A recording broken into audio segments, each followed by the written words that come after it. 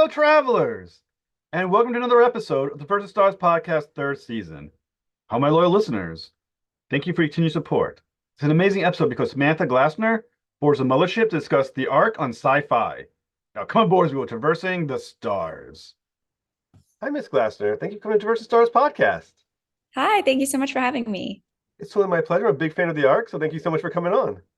Of course. So I always start off with a question of inspiration. So what inspired your love for acting and who your earliest influences? Ooh. Um, who inspired my love for acting? I actually grew up on set because my dad is also in the industry. So coming onto set as a little child just to watch what he was doing, I kind of fell in love with what all of the actors were doing on set. And I knew pretty early on I wanted to do that as well.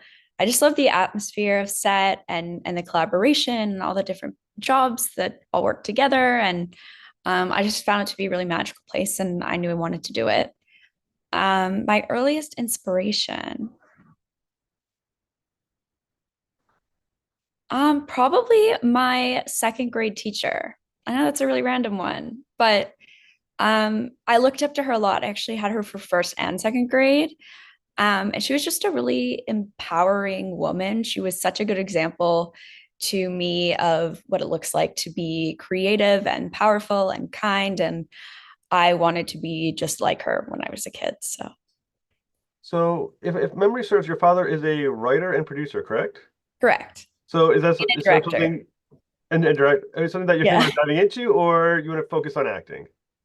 Um, I definitely always loved writing as well. I've done it more like for fun as a hobby as a child. And I still do writing, but I think right now the main thing I'm pursuing is acting for sure. Currently, you play Kelly Fowler on The Ark on Sci-Fi, which is a fantastic show. I watch it with my wife, so I really enjoy it. So, how do you get involved with the project, and what were you told about Kelly Fowler upon earning the role?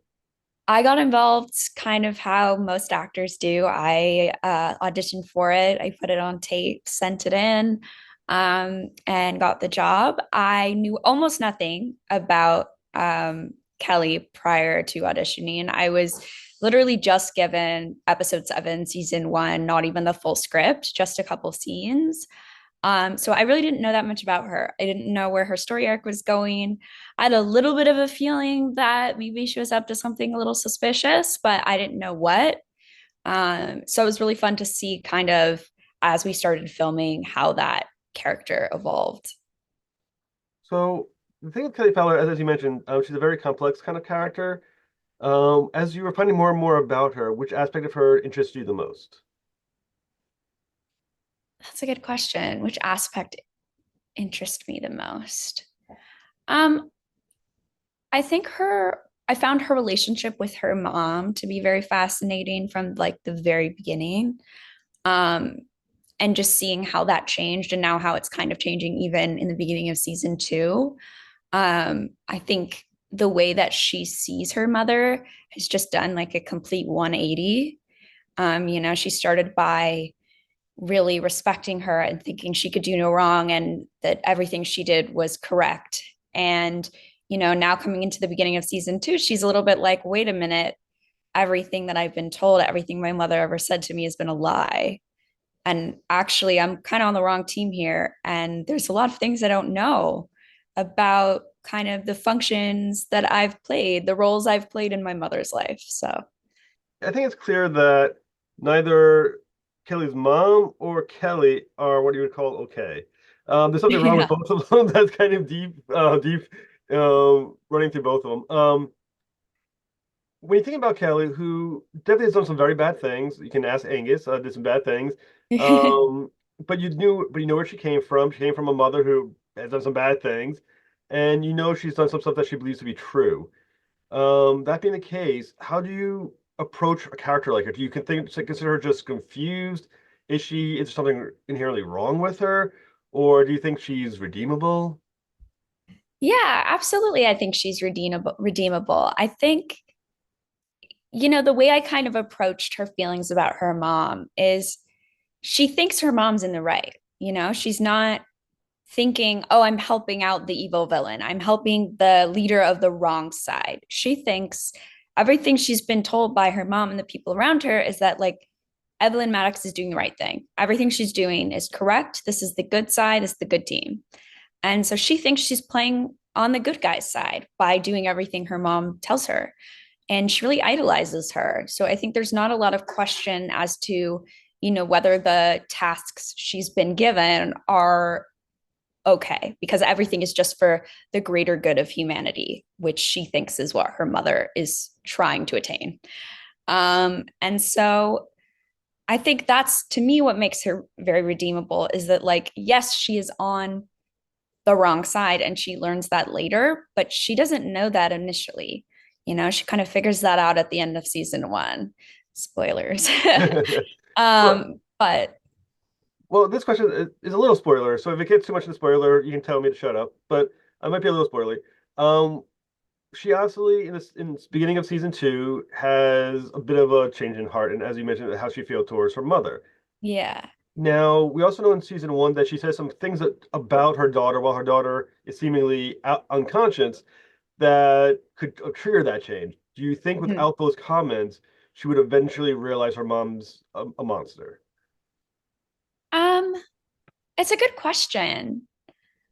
I I'm not sure. I would hope so. I would hope that she would be surrounded by enough people who would kind of take her aside and be like, look, this is the situation. I would hope that eventually Dr. Marsh would have told her what had happened.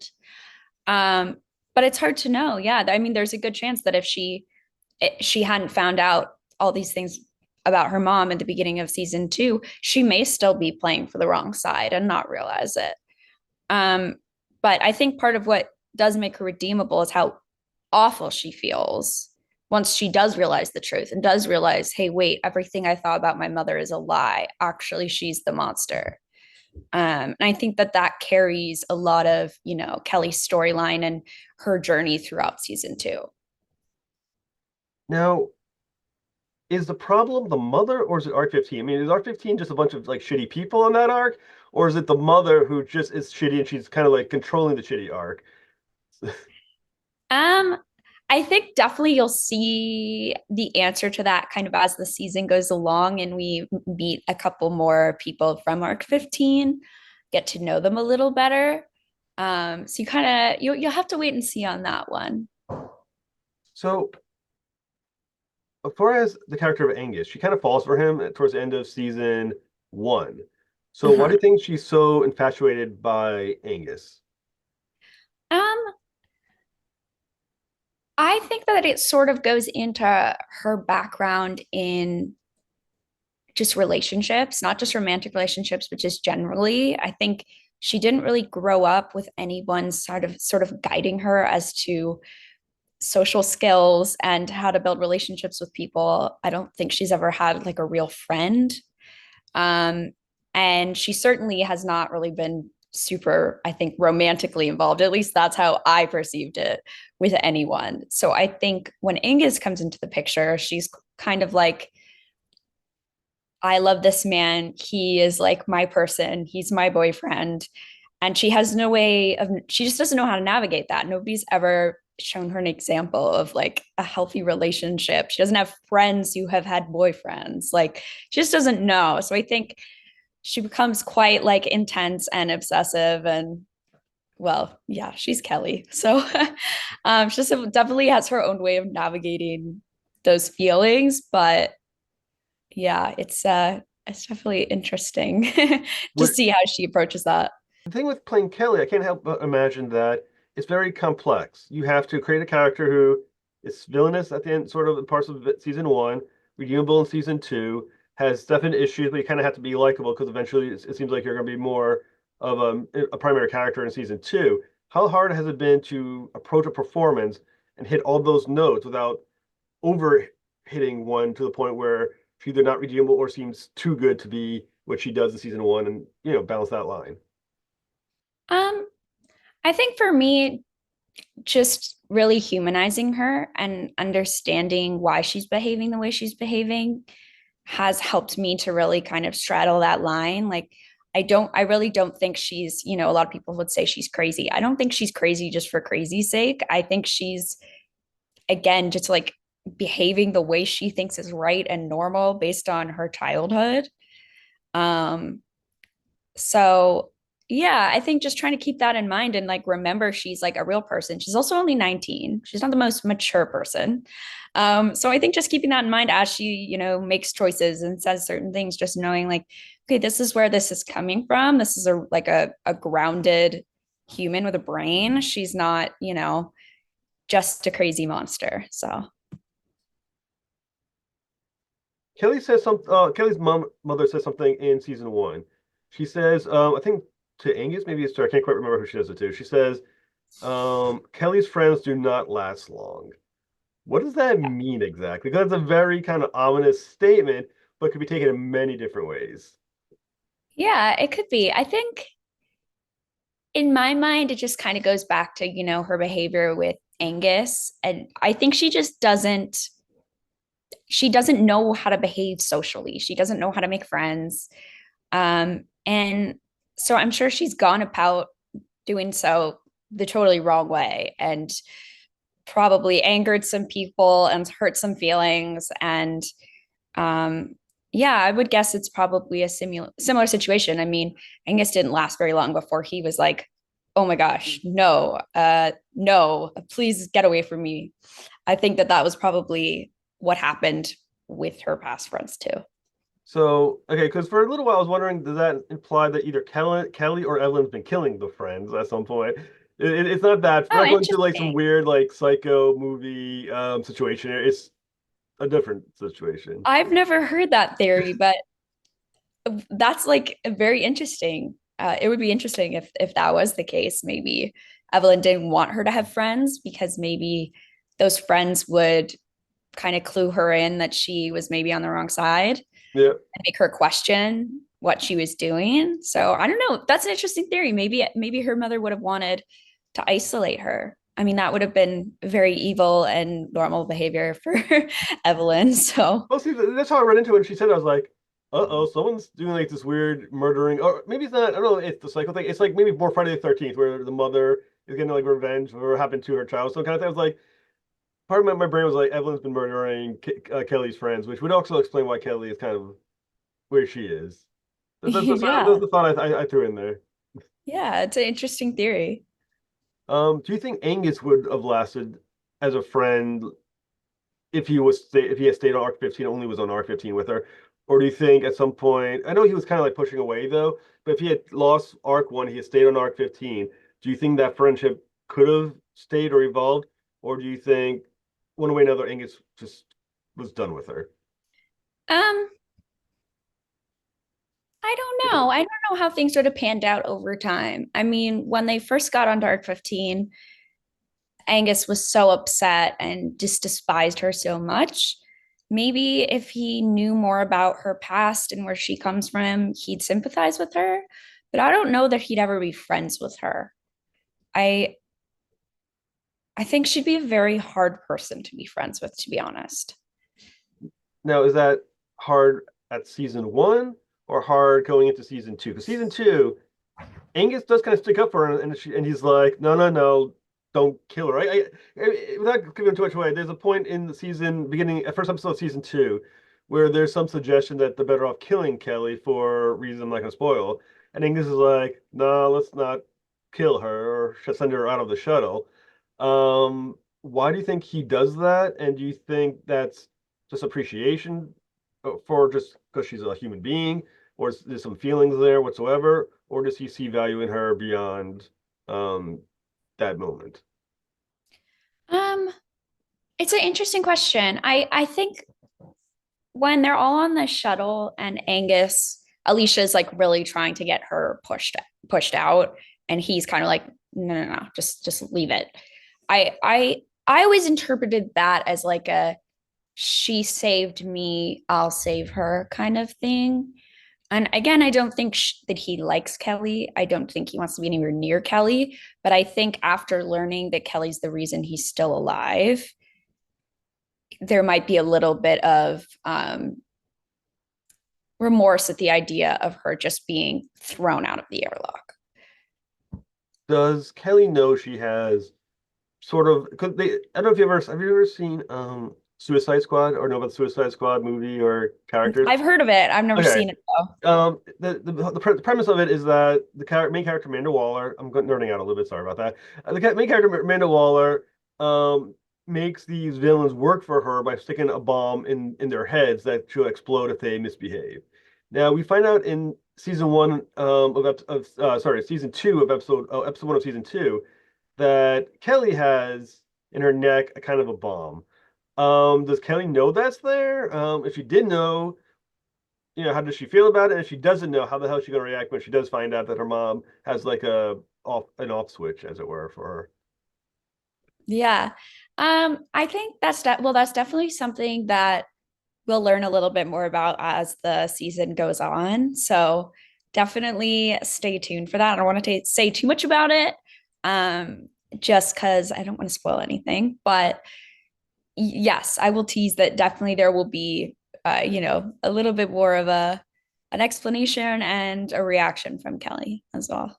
Putting a bomb in your daughter's neck, if she's not doing what you want her to do, is some pretty shitty parenting. I mean, let's just throw it out there. A little Yeah. controlling, and as it were. Um, is that something? Well, feel free to dance around it. Is this something unique to Kelly, or is it something that exists in Arc 15 passengers that the mother chose to do? Um, we'll learn a little bit more about sort of her reasoning as the season goes on for why she's done it.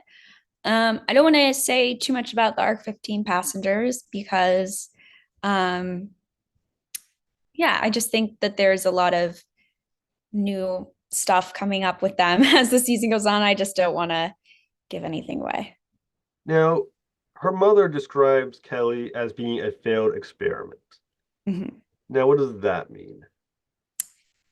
I interpreted it as the experiment meaning, the augmentations and the bomb. I think we find out in episode 2 in the flashbacks, I think it is, that she's got some like differences about her, maybe some like little minor superpowers.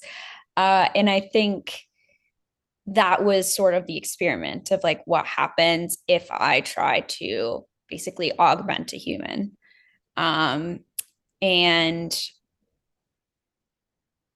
um, yeah, I think so that was the experiment. And then I think the reason it failed, I'm I'm not too sure like exact details. I don't really think that we have that explanation quite yet in the show, but it clearly didn't work out in her favor because they didn't end up using it and she has not known about it. She is a person, though. She's not like an aliens, Bishop and aliens type situation where he kind of looks human, but he's not. She is not a synthetic person. She is legitimately a human being. Yes, at All least I think so. right. So when you think about her, as you mentioned, as being a failure and why she may be considered a failure, um, is she a failure at the moment she abandons her mother to be with Arc One, or was it something else or some issues that she was having that made her a failure in her mother's eyes? Well, I think her mom had initially planned to use her sort of as like a super powered soldier in her, fight for power. And I think that it just didn't work out the way that she planned. And so Kelly just went from being this new exciting idea that could really help her to a failure, something that didn't work. It didn't work the way she wanted it to. And in a lot of ways, it kind of backfired as we saw the season one finale. Like she ends up in a coma, she ends up disobeying her mother's orders. So I think Kelly, she messed up a lot in her mother's eyes, season one. So I think there's a lot of that sort of combined is what makes her say that her daughter's a failure. Well, when you think about her in regards to Arc One's cast, not cast, the characters, She killed Helena Trust. She almost killed Angus, a few other characters. Um, is she making the wisest decision to be around Arc One people who she's managed to piss off quite a bit and, made herself kind of villainous in their eyes to some level? Or was she better off in Arc 15, where her mom was okay with her dying because she's a failed experiment? I mean, or is there any good place for her to be at this point in the show? Or should she find Arc 16, get the hell away from all of them, and try to start from scratch? Yeah, I mean, I think it's a really tough position uh, because I don't know if there's a right answer as to where she should be and where makes the most sense. Um, because she is still a human being, and at least the way I see it, she does deserve to live. So I think trying to figure out where to put her is a really tough decision. And I think that's the whole reason that they had the trial in episode 2 was to sort of figure out, okay, what do we do with this person? She's clearly dangerous, but she also clearly has something special about her that we don't really know all the details of yet. So what do we do? Um, and I'm not sure there's a right answer. That's something that they'll be kind of grappling with as the season goes on. Do you think she's or was dangerous because of her mother and her controlling aspect of the mother? Um, the further she is away from her mother, can she reach a level of normalcy with this Arc One crew, or do you think the mother has stained her so much that she's kind of like just damaged goods at this point? Um, I think I definitely think that that is something that we explore as the season goes on. So I think just keep watching and you'll kind of see. I think that is the question, like where does she go from here? Um is her character redeemable? Can she regain the trust of everybody she's hurt?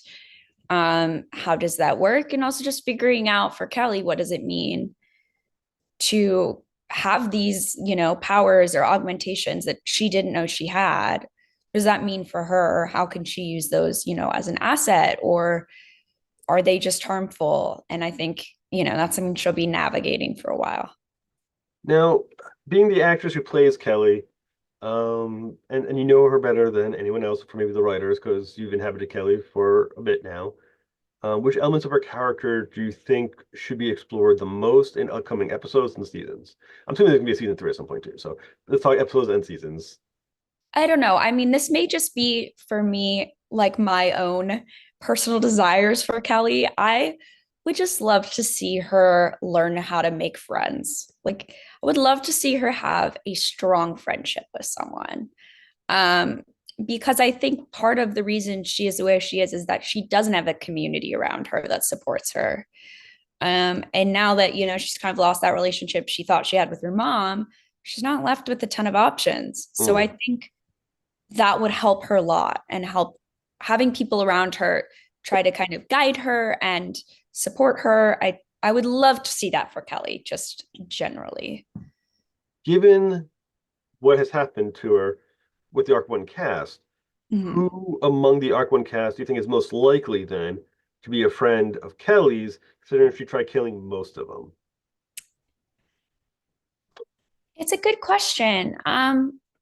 Most likely, I think that seeing her maybe bond with Kimmy at some point would be nice. They do both come from the same ship. And I think the fact that, Kimmy has also worked for her mother and understands what her mom is really like and what it was like being on Arc 15, I think that that is something that they could really bond over and form a friendship over.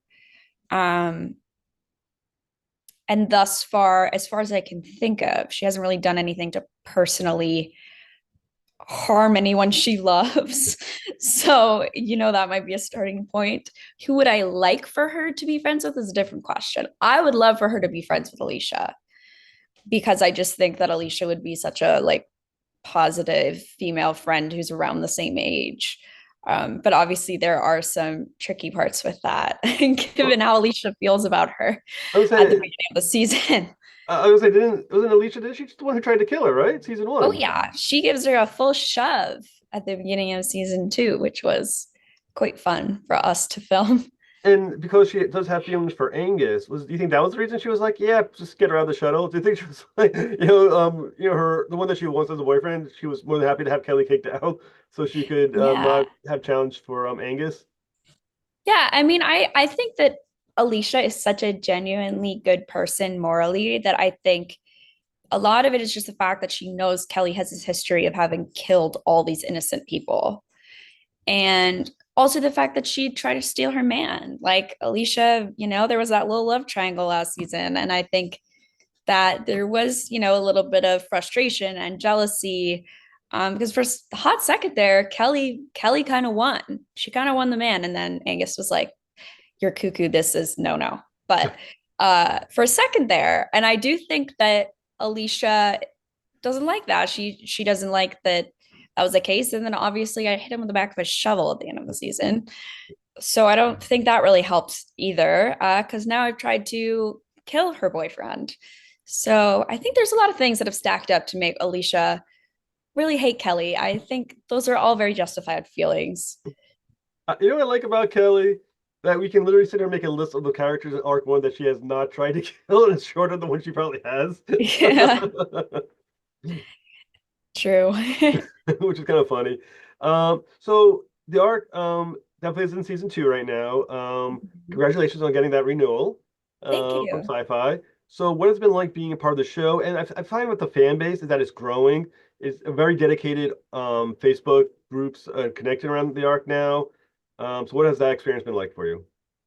It's been really cool. It's been really cool to see the fans be really engaged in the show. And um, I love to hear about different predictions, different theories, kind of like your one about Kelly's mom taking away her friends. Like, it's so cool to hear those because a lot of stuff that we cast members just never thought of. It's super fun and interesting. Yeah, it's been cool to see how excited people are about the show. And there's a lot of big things in this season, lots of big, stuff happening. So I think watching the fans react week by week it already has been fun and it will continue to be fun. So yeah, I think we're all very excited about that. Has there already been rumblings of season three? Season three. I haven't heard any personally. No. What can you tell us about what we could expect in future episodes of season two? Can you like dance Um, things around it, tease it? yeah. I mean, sort of what I just said in the sense of like lots of big twists and turns coming. I think there's some really great character development this season. Learn a lot about different characters. I just think we get to know everybody really well. Um, yeah, and I think just kind of combining some Arc 15 characters with some Arc 1 characters, putting them in the same place and seeing kind of what happens is really fun as well. We do have some super new exciting characters. Yeah, there's a lot to look forward to. It's a great season. Is there going to be another arc introduced at some point during the season? Can you hint at? Um, you'll have to wait and see. Right. So what's next for you between seasons two and three? Because I'm going to already assume season three is going to happen. Between season two and three, what's next for you? I'm not sure as of right now. Back to the actor auditioning world that we actors know so well. Um, yeah, hopefully some new exciting projects are coming. I just don't know about them yet.